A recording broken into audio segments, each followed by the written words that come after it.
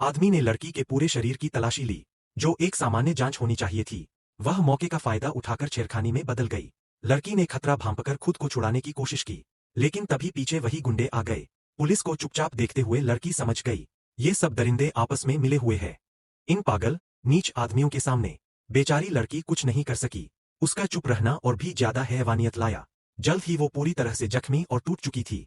जब दरिंदे अपना गुस्सा और हवस निकाल चुके, तो वो निराश होकर जंगल की ओर चली गई, पछताते हुए कि वो यहाँ अकेली क्यों आई। लेकिन उसके लिए असली डरावना सपना तो अब शुरू हुआ था। उसका नाम था जेनी, एक उपन्यास लेखिका। नई कहानी के लिए प्रेरणा ढूंढने वो अकेली जंगल के एक केबिन में आई थी। चारों ओर पहाड़ और सन्नाटा देखकर वो खुद को शांत महसूस करने लगी, पर उसे क्या पता था कि कुछ लोग उसे घूर रहे हैं और गंदी नजरों से उसे कैमरे में कैद कर रहे हैं। रात को वो अजीब आवाज से जागी, और तभी कुछ आदमी जबरदस्ती उसके कमरे में घुस आए। उनके इरादे देखकर उसने उन्हें बाहर निकलने को कहा, पर वो शांत रहे और जाने से मना कर दिया।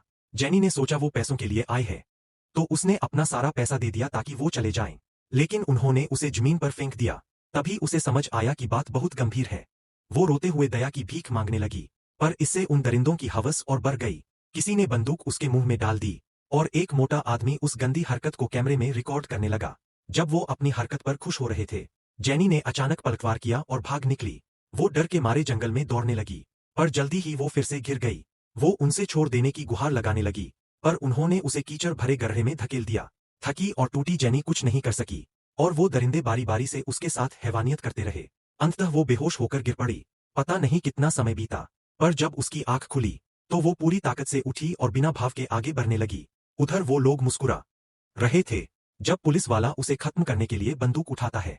जेनी शांत चेहरे से हाथ फैलाती है और बिना हिचकिचाए नीचे कूद जाती है। ये देखकर सब घबरा जाते हैं। अगर जेनी जिंदा हुई, तो उनका अंजाम तय है।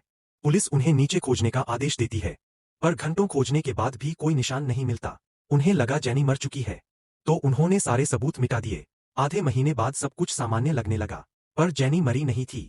वो अब नफरत और बदले की आग में जल रही थी, और यहीं से शुरू होती है उसकी धमाकेदार बदले की कहानी। फायर।